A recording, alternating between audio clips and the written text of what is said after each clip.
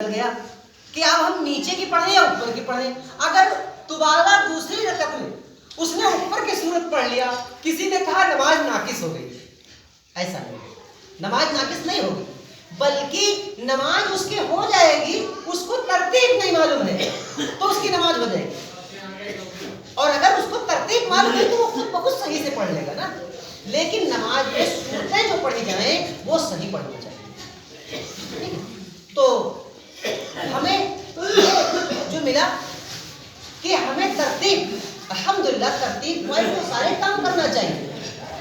کھانا بھی کھانا چاہیے تو ترتیب سے کھانا چاہیے. تو اسی طریقے سے ارے کلام اللہ کے سامنے جب ہم گر گڑائیں تو ترتیب بائی ترتیب گر گڑائیں. تو اگر ہم سورہ اخلاص پڑھیں تو بعد میں سورہ ناس پڑھیں, نہ کہ پہلے سورہ ناس پڑھیں.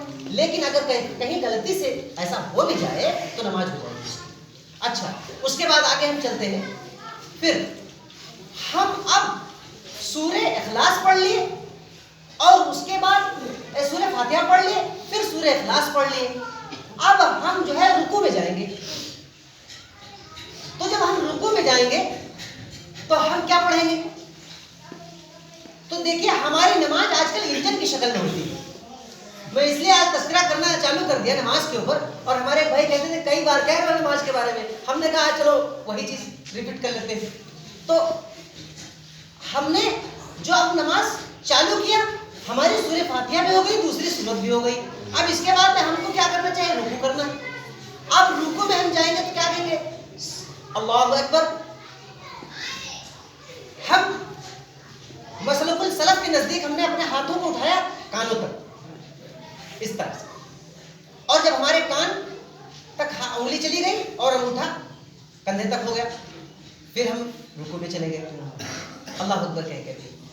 اب جب رکوع میں چلے گئے تو اب رکوع کے اندر ہم نے کیا پڑھا؟ سبحان ربی العظیم, سبحان ربی العظیم, سبحان ربی العظیم. کتنی مرتبہ کہیں گے؟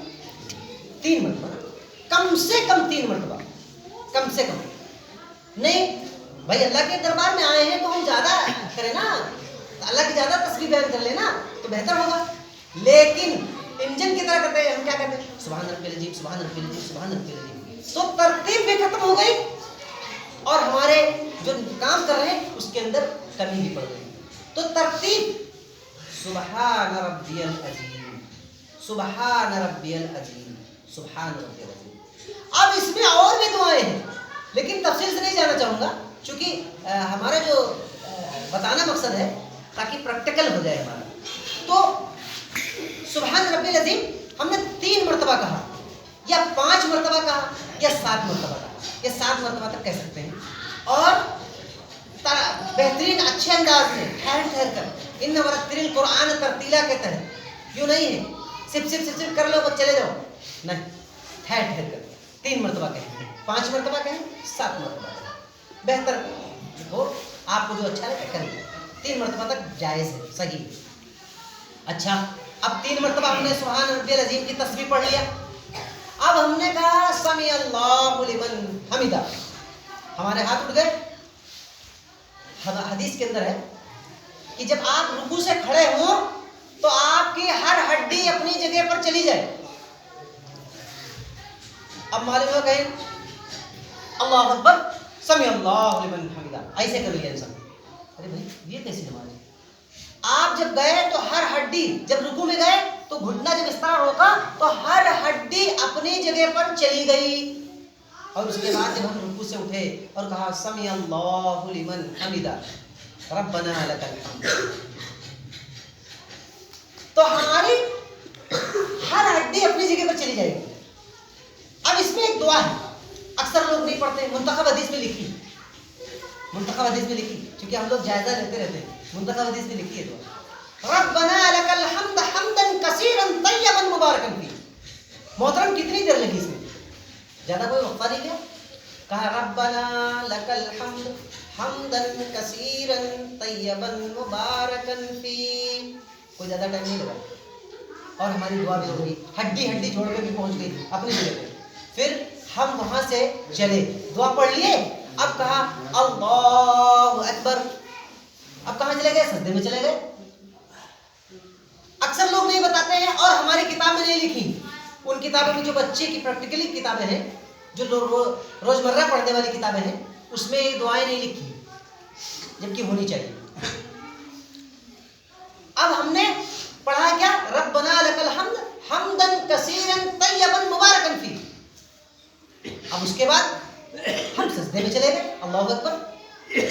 اب جب ہم سجدے میں جاتے ہیں تو ہماری جو یہ پیشانی ہے نا، ہماری جو پیشانی ہے، پیشانی زمین پر ہونا چاہیے اور یہ ناک بھی زمین پر ہونا چاہیے. اگر پیشانی زمین میں لگ گئی اور ناک نہیں لگی تب بھی نماز نہیں ہوگی، اور اگر ناک لگ گئی پیشانی نہیں لگی تب بھی نماز نہیں ہوگی. تو ہمارے 8 انگ سجدے میں ہونا چاہیے. حدیث نے اس کو 7 کہا، اور دیگر کتابوں میں، مطلب دیگر غیر مسلموں کی کتابوں میں 8 انگ ہیں، لیکن حدیث میں 7 ہیں. یہ ایک ہڈی ہے.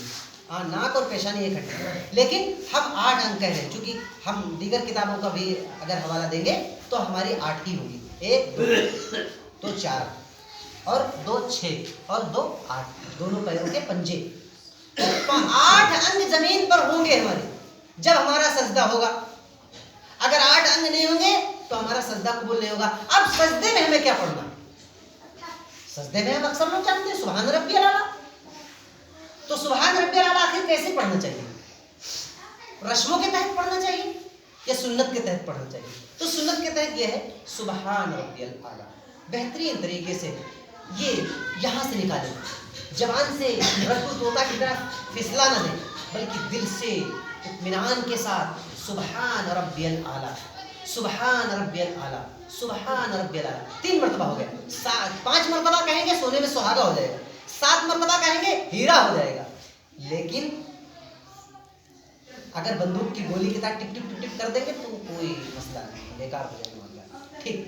اب ہمارے سجدے ہوتے ہیں 2. نمبر 1 پہلا سجدہ کیا ہم نے، یہ تسبیح بیان کیا سبحان ربی الاعلیٰ، اور اس کے بعد میں نے جب دوسرے سجدے، پہلے سجدے اور دونوں سجدے کے درمیان میں جب بیٹھتے ہیں اس کو کیا کہتے ہیں؟ تشہد نہیں، جلسہ. ہاں تشہد کہہ لیجیے. چلیے پہلا تشہد، چلیے اس میں بیٹھ گئے. اب ہم دونوں سجدے کے درمیان اس کو جلسہ کرتے ہیں. دونوں سجدے کے درمیان پہلا سجدہ دوسرا سجدہ، بیچ میں ہم کو تھوڑا ٹھہرنا ہوتا ہے لیکن نہیں ٹھہرتے، کھٹ سے اٹھ جاتے ہیں. ایسا لگتا ہے اسپرنگ لگی ہوئی، لیکن نہیں، ہمیں ایسا نہیں اٹھنا. اس میں ایک دعا پڑھنی ہوتی ہے لیکن لوگ نہیں پڑھتے ہیں. وہ کون سی دعا ہے؟ آئیے اس کو انشاءاللہ بتاتے ہیں. اللہم اغفر لی وارحمنی واحدنی وعافنی وارزقنی. یہ دعا. اب بتائیے اس میں کتنا ٹائم لگتا ہے؟ کم سے کم اتنا لگتا ہے کہ ہماری جو سانس بھی ہے وہ بھی کمپلیٹ ہو جاتی، ہماری ہڈیاں وہ بھی کمپلیٹ ہو جاتی. جو ہم سجدے میں جاتے ہیں کھلل ملل ہوتا ہے نا میرا پیٹ، اور میں جب اٹھتا ہوں تو اپنی جگہ پر سب ہو جاتا ہے. تو ہمیں یہ کرنا چاہیے کہ ہم یہ دعا پڑھیں، اللہم اغفر لی وارحمنی واحدنی وعافنی وارزقنی. اب اتنی دعا پڑھے تو بالکل ظاہر سی بات ہے، آنکھ تو آنکھ ہے، سب کچھ برابر ہونی چاہیے. اور اس کے بعد پھر دوسرا سجدہ کریں، پھر وہی تسبیح پڑھیں سبحان ربی الاعلیٰ. 3 مرتبہ پڑھیں، 5 مرتبہ پڑھیں یا 7 مرتبہ پڑھیں. اب ہم دوسری رکعت کے لیے کھڑے ہو جاتے ہیں. اب جب دوسری رکعت کے لیے کھڑے ہیں ہم ویسے ہی کر رہے ہیں، لیکن اس میں ویسے ہی سیم کر رہے ہیں. سورہ فاتحہ بھی پڑھیں. سورہ فاتحہ پڑھنے کے بعد اب ہم کو ایک چیز کی یاد دہانی کرنی ہے. وہ کون سی؟ سیم کرنا ویسے ہی، لیکن ایک چیز کی یاد دہانی کرنی ہے سورہ فاتحہ کے بعد. جیسے کہ ہم نے پچھلی رکعت میں سورہ اخلاص پڑھا تھا، اب دوسری رکعت میں ہم کو کیا پڑھنا ہے؟ سورہ ناس پڑھ لیں. اگر نہیں یاد ہو، موقع پر یاد نہیں ہو رہا ہے، پڑھے لکھے تو ہم بہت ہیں لیکن موقع پر نہیں یاد ہو رہا، تب کیا کریں گے؟ تو وہی سورت بھی پڑھ سکتے ہیں، وہی سورت بھی پڑھ سکتے ہیں. کم سے کم 3 لائن والی سورت پڑھ سکتے ہیں. 3 لائن والی سورت پڑھیں کم سے کم، منیمم 3. الحمدللہ رب العالمین، قل اعوذ برب الناس ملک الناس الہ الناس. اگر اتنا بھی پڑھ لیں گے نا تو الحمدللہ نماز ہو جائے گی. لیکن اگر اتنا بھی نہیں پڑھیں گے نا تو دقت کھڑی ہو جائے گی، نماز میں کمی ہو جائے گی. تو کہنے کا مطلب یہ ہے کہ ہم سورہ ناس پڑھیں گے. اب سورہ ناس یعنی یہی چیز یاد کرنا رہتا ہے، تو سورہ ناس پڑھ لی. اس کے بعد یہ ہماری 2 رکعتیں یہاں پر پوری ہو گئی. پھر ویسے ہی ہم کو کرنا ہے رکوع میں. رکوع میں گئے، اللہ اکبر، दोनों हाथ यहाँ तक उठाए और उसके बाद रुकू में चले गए। फिर रुकू से जब उठे तो फिर दोनों हाथ उठाए। हम अपने हिसाब से बता रहे हैं, जो नहीं मान रहा है वो आप न सद्दकना, चूंकि रफुल यदैन हर मसलक में जायज़ है और सही है, कोई मसलक इस बात का इनकार कर ही नहीं सकता, रफुल यदैन के बगैर नमाज नहीं होती। लेकिन अब कुछ लोग रफुल यदैन पहले अव्वल वक्त की करते हैं, बाद में नहीं करते, उनका मसला है, वो जाने उनका रब जाने, लेकिन रफुल यदैन करना चाहिए, सुन्नत का तरीका है। बहरहाल अब आगे गए, रफुल यदैन कर लिया, रुकू में गए, वही तस्बीह पढ़ना है हमको, सुभान रब्बियल अज़ीम की 3 मरतबा पढ़े या 5 मरतबा पढ़े या 7 मरतबा पढ़े। उसके बाद जब हम खड़े होंगे तो वही दुआ पढ़ेंगे, समी अल्लाहु लिमन हमिदा, अल्लाहुम्मा रब्बना लकल हम्द। हमने पहले क्या पढ़ा था? रब्बना लकल हम्द सिर्फ पढ़ा था, लेकिन मुंतखब हदीस का हवाला दे दिया था ना मैंने, मुंतखब हदीस में वही लिखा है अल्लाहुम्मा रब्बना लकल हम्द। ये भी पढ़ सकते हैं, हदीस से साबित है, अल्लाहुम्मा रब्बना लकल हम्द हम्दन कसीरन तय्यबन मुबारकन फी। अगर रब्बना लकल हम्द हम्दन कसीरन तय्यबन मुबारकन फी पढ़े तभी नमाज हो जाएगी, दुआ सही है, ठीक।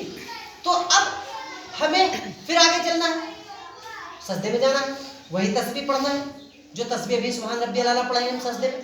अब सजदे से उठना है, दूसरे पहले सजदे से, अब वही दुआ पढ़ना है, क्योंकि हम इसको फिर दोबारा प्रैक्टिकल करा रहे हैं, पूरी 2 रकात पूरी कर रहे हैं। अब हमको नमाज वैसे ही पढ़ना है, सल्लू कमा रायतूनी वसल्ली, अल्लाह के नबी ने प्रैक्टिकल करके बताया। क्या वाकई अगर हम इस तरह से जो चालू करते हैं अपनी अपनी मस्जिदों में, एक वक्त रख लें हफ्ते में, और एक आदमी को खड़ा कर ले, इदरीस भाई को या जन्नू दादा को या किसी को आगे खड़ा कर दे कि भाई आप तुम नमाज पढ़ो, सबका देखा कि भाई तुम लोग सही पढ़ा तो कि नहीं पढ़ो, सोने में सुहाग हो जाएगा। तो हमने क्या पढ़ा? अल्लाहुम्मा इग़फिरली वरहमनी वहदनी वआफ़िनी वरज़ुक़नी, दूसरे सजदे के बीच में। उसके बाद दूसरा सजदा कर लिया, सुभान रब्बियल आला की 3 तस्बीह पढ़ लिया या 5 पढ़ लिया या 7 पढ़ लिया। उसके बाद फिर हम दूसरे सजदे से खड़े हो गए, बैठ गए। अब हमको क्या पढ़ना है? तहियात पढ़ना है, दुआ मासूरा, दुरूद शरीफ, सब लगभग सब जानते हैं इन दोनों को। और आखिर में लोग अगर अल्लाह से मांग ले उसमें और इजाफा कर ले, वो सही हदीस से भी साबित है, अल्लाहुम्मा रब्बना लकल हम्द रब्बना आतिना फिद दुनिया हसना, और दीगर दुआएं हैं, इस तरीके से पढ़ ले तो बेहतर है। लेकिन अगर हम इन तीनों दुआओं को पढ़ लेंगे, अत्तहियात पढ़ ले, दुरूद शरीफ पढ़ ले, अगर दुरूद शरीफ के बाद अगर किसी ने जरूरत पड़ गई और मुअज्जिन खड़ा हो गया, अब मैं तज़किरा कर लूंगा पिछली चीजों का, क्योंकि फजर के हवाले से मैं चल भी रहा हूँ।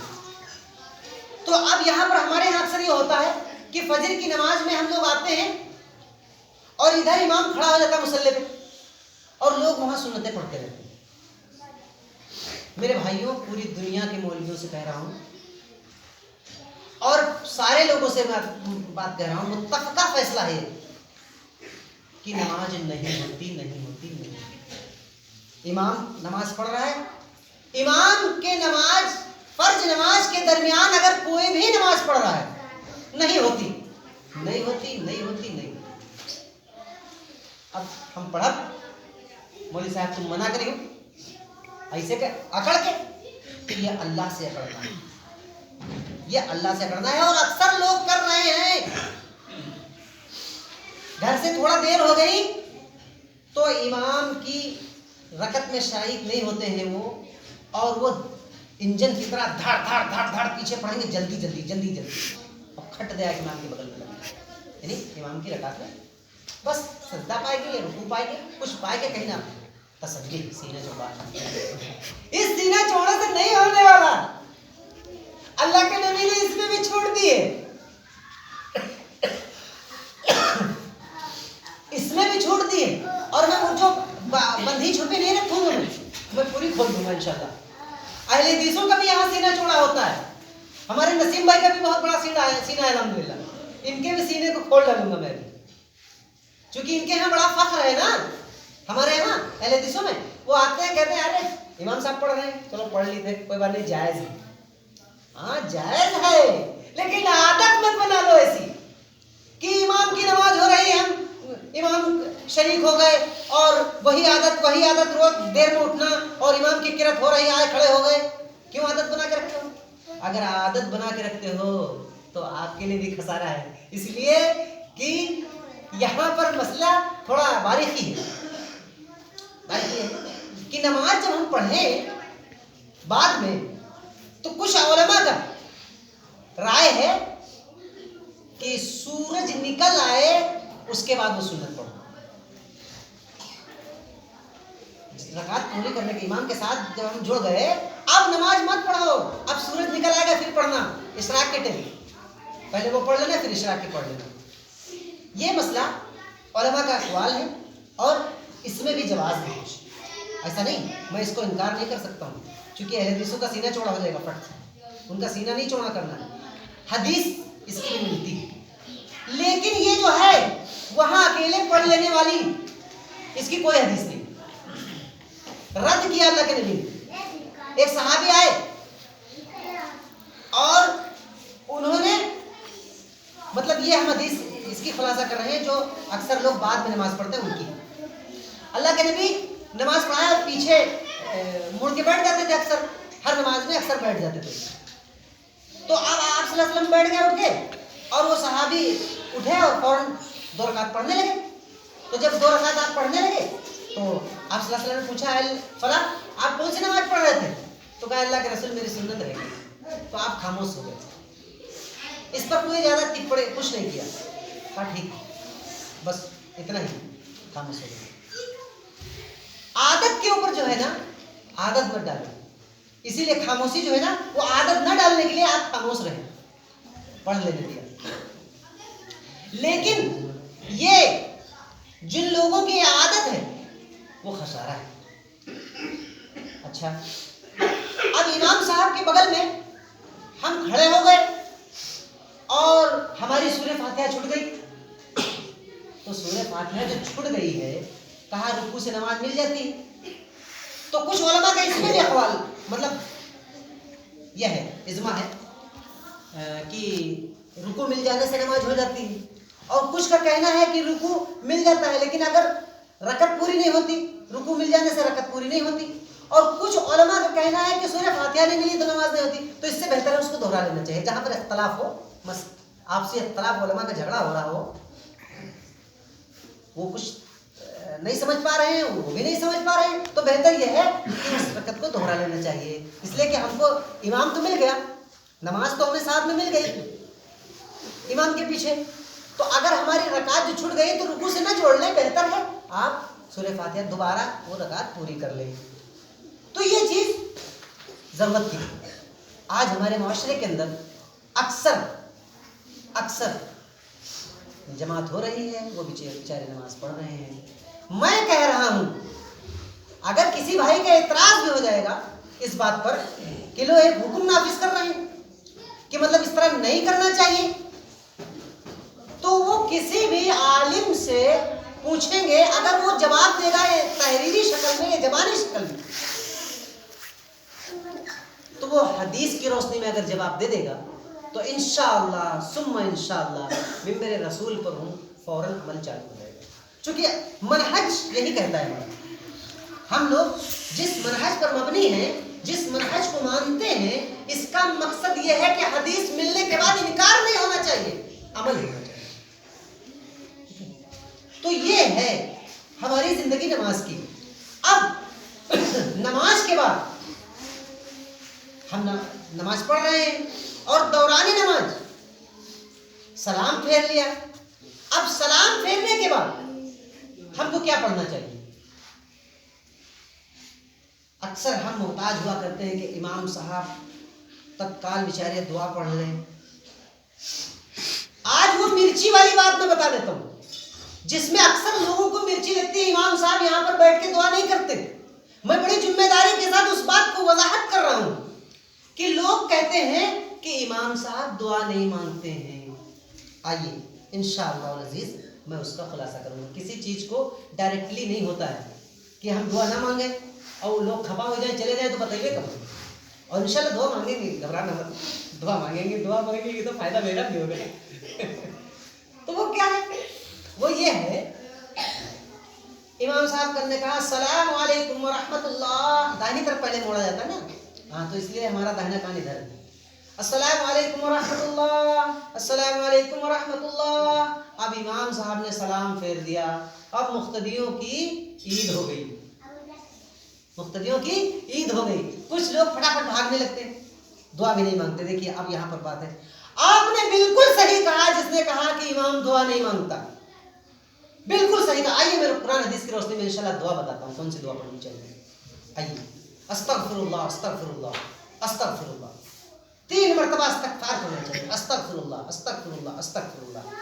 جناب استغفار جب کریں گے تو ثواب ہوگا یا گناہ ہوگا؟ سب کی ذمہ داری ہے، سب کی. اچھا اس کے بعد ایک دعا اور ہے، اللہم انت السلام ومنک السلام تبارک یا ذی الجلال والاکرام رب انی علی ذکرک و شکرک و حسن عبادتک لا الہ الا اللہ وحدہ لا شریک لہ. اور بڑی دعا ہے، بہرکیف میں آگے اور بتانا چاہوں گا. تو اب کیا کہا، یہ دعا پڑھ لیے. جناب یہی ہم نماز میں دہراتے ہیں زیادہ تر امام صاحب لوگ. تو اگر ہر فرد یہ نماز یاد کرے دعا تو کتنا اچھا ہوگا. اور اکثر لوگ یہ نماز پڑھتے ہیں اور کچھ لوگ پڑھتے بھی نہیں ہیں، اور کچھ لوگ گھی میں ڈالڈا ملا کر کے پڑھتے ہیں. تو جناب ہماری نماز عربی میں نازل ہوئی ہے یا اردو میں؟ رشید بھائی آپ بتائیے. عربی میں ہوئی. تو اگر ہم دعا عربی میں مانگیں گے تو اچھا رہے گا کہ اردو میں مانگیں گے؟ آپ کو سنائیں گے کہ نثار بھیا ہمارے ہیں، وہ ہمارے بہن داماد ہیں. اگر ہم ان کی بیوی کے لیے ان کا نام لے کر کے کہیں اللہ ان کی مغفرت فرمائے تو یہ فائدہ ہے. اگر ہم عربی میں کہہ جائیں وہ فائدہ ہے. عربی میں تو دعا عربی میں پڑھی جاتی. اللہ کے نبی نے کہا عربی میں دعا پڑھو. حالانکہ آپ کو راضی کرنے کے لیے میں اردو میں بھی کہہ دیتا ہوں، آپ کو راضی کرنے، حالانکہ صحیح نہیں ہے، لیکن میں اردو میں عربی میں پڑھ کر کے پھر اردو میں کہہ دیتا ہوں. تو میرے دوستوں اور عزیزوں، ہر وہ عمل جو اللہ کو راضی کرنے والا ہوتا ہے، اللہ کے گھر میں آ کر کے پاکیزگی بیان کرنے والا، پاکی اللہ کی پاکی حاصل کرنے والا عمل ہوتا ہے، وہ عربی میں ہوتا ہے. اور اس طریقے سے پھر تمام دعائیں ہیں، اللہ تعالیٰ جنو دادا کی عمر دراز کر دے، اللہ بھیا کی عمر دراز کر دے. یہ تو دعا زندگی بھر دن بھر کرو، لیکن مصلی پہ عربی میں کرو. تو اس کے بعد ہم کو دعا بھی پڑھنی ہے نا. ہمارے یہاں کیلنڈر نہیں ہے الحمدللہ، انشاءاللہ کیلنڈر وہ بھی ہو جائے گا. اس میں تفصیل سے کیلنڈر ہمارا آتا ہے، اس میں تفصیل سے دعا لکھی ہے. یہ استغفار کرنے کے بعد پھر میں نے اللہم انت السلام پڑھا، اور اللہم انت السلام کے بعد اس کے بعد ہم کو سورہ کرسی پڑھنا ہے. جناب کہاں ہو، اس دعا کے چکر میں پڑھو، ملا بیٹھ کر کے یہاں مانگ لیا فرصت پا گئے. سورہ کرسی پڑھنا ہے ہم کو. اللہ لا الہ الا هو الحی القیوم. میرے دوستو جس نے آیت الکرسی پڑھ لیا، اللہ رب العالمین اس کی خود کی ذمہ داری لیتا ہے حفاظت کی. کسی شاعر نے بڑے فخر سے کہا ہے، کسی شاعر نے بڑے فخر سے کہا ہے، اگر تمہیں اپنے مال کی حفاظت کرنا ہے تو سورہ کرسی پڑھ لو. اگر تمہیں اپنی اولاد کی حفاظت کرنا ہے تو سورہ کرسی پڑھ کر کے دم کر دو. اگر تمہیں کیا کہتے ہیں اپنے گھر کی حفاظت کرنا ہے تو سورہ کرسی پڑھ کر کے پھونک دو، کوئی تالا نہیں توڑ پائے گا. جناب وہ دعا کیوں نہیں پڑھتے جو اللہ ہماری تفصیل میں، نماز کی تفصیل میں لگی ہوئی دعا؟ یہ ہے سورہ کرسی. اور سورہ کرسی کے بعد یہ آپ کی جو ہے درود شریف. وہ کہیں ہیں اب تو جنازہ نکل گیا کچھ لوگوں کا، کہیں اتنی لمبی بتا دی کہ بتاؤ ہم یہ مسجد میں. تو یعنی کہ بغیر محنت کے پھل تولے ہو، یہ جنت یوں ہی نہیں ملنے والی. تو عزیزوں اور دوستوں، اللہ کے نبی صلی اللہ علیہ وسلم نے فرمایا صلو کما رأیتونی وصلی. نماز ہم اس طریقے سے پڑھیں، نماز اس طریقے سے پڑھو جس طرح تم نے ہم کو پڑھتے ہوئے دیکھا. اب سوال ہے آپ کا، آپ کہیں گے کہ مولوی یوں بتاؤ اللہ کے رسول کا دیکھے نا؟ تو میں نے تو نہیں دیکھا، صحابہ نے دیکھا، اس لیے ان کا نام صحابہ پڑا. اس کے بعد تابعین نے دیکھا، اس کے بعد علماء محدثین نے دیکھا، اسٹیپ ٹو اسٹیپ. تابعین نے تابعین کو جو ہے نا کس نے دیکھا؟ صحابیوں کو تابعین نے دیکھا. صحابیوں نے رسول کو دیکھا، تابعیوں کو تبع تابعیوں نے دیکھا، اور تبع تابعیوں کو علماء محدثین نے دیکھا، اور اس پر ہی ان کے قلم چلے، اور اسی کی بنیاد پر ہمیں امام بخاری ملے، اسی کی بنیاد پر امام ابو داؤد ملے، امام مسلم ملے۔ اب ہم 4 اماموں کو گانٹھ میں باندھ لیں، کہاں باندھ لیں؟ گانٹھ میں۔ کوئی شبد کے اوپر ذرا غور کر لینا، الٹا سیدھا مت سمجھ لینا، ممبر پر ہوں وہ کا باندھ لیں، گرہ باندھ لیں، کہیں 4 مسلح ہیں۔ اب مسلح نہیں تو ابو بکر کا مسلح کہاں چلا گیا رضی اللہ عنہ ورضوا عنہ؟ عثمان بن نورین کا مسلح کہاں چلا گیا؟ حیدر کرار کا مسلح کہاں چلا گیا؟ وہ بیچارے عمر فاروق کو تو ہم بھول گئے رضی اللہ عنہ ورضوا عنہ۔ عمر فاروق جلیل القدر صحابی، موچ کھڑی کرے والے، غصے والے، جن کا غصہ اسلام قبول کرنے کے بعد فوراً ختم ہو گیا۔ میرے دوستوں اور عزیزوں، اگر مسلح ہی بننا چاہیے تھا تو صدیق اکبر کا پہلا مسلح بننا چاہیے تھا، دوسرا مسلح ابو بکر رضی اللہ تعالیٰ عنہ کا، ابو بکر رضی اللہ تعالیٰ عنہ کا، دوسرا مسلح عمر رضی اللہ تعالیٰ عنہ کا، تیسرا مسلح عثمان رضی اللہ تعالیٰ عنہ کا، چوتھا مسلح علی رضی اللہ تعالیٰ عنہ کا۔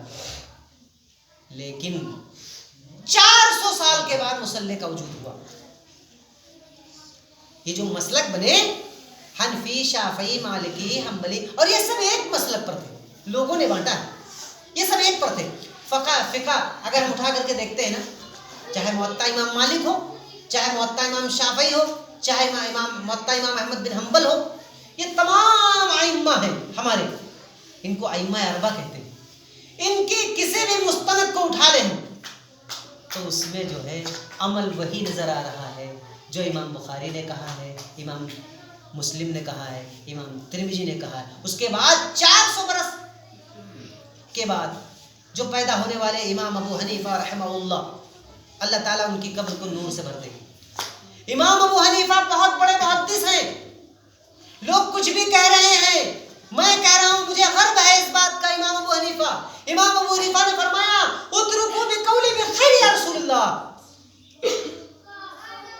رسول اکرم صلی اللہ علیہ وسلم کی سنت نبوی کے سامنے اگر میرا اقوال آ جائے، اگر میرا کردار آ جائے، اگر میرا طریقہ آ جائے تو ردی کی ٹوکری پہ مار دینا، دیوار پر دے مارنا، جوتے کے نوک پر مار دینا میرا طریقہ، اور رسول اکرم صلی اللہ علیہ وسلم کا طریقہ پکڑ دینا۔ اللہ اکبر، قربان جاؤں امام ابو حنیفہ پر رحمہ اللہ، جنہوں نے اپنی مسند کے اندر، اپنے الفاظوں کے اندر وہ جملے لائے ہیں، سیدنا پیرانے پیر دستگیر عبد القادر جیلانی، جن کو ہم پیر مانتے ہیں، مرشد مانتے ہیں، اپنا رہنما مانتے ہیں، اپنا گائیڈر میسنجر مانتے ہیں وقت کا، تقریباً 800 سال 600 سال کے بعد 500 سال کے بعد آئے ہو، صحیح ان کی تاریخ مجھے یاد نہیں ہے، لیکن 6 کے بعد آئے۔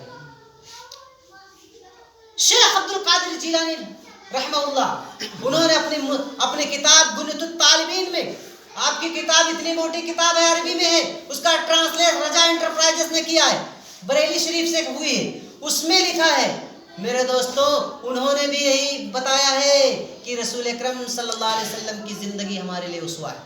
اگر مجھ سے کوئی گناہ، کوئی غلطی، کوئی لنچس ہو جائے کتابوں کے اندر ہو گئی ہے تو میری بات کو چھوڑ دینا، اللہ کے رسول کی زندگی کو اپنا لینا، ورنہ گمراہ ہو جاؤ گے۔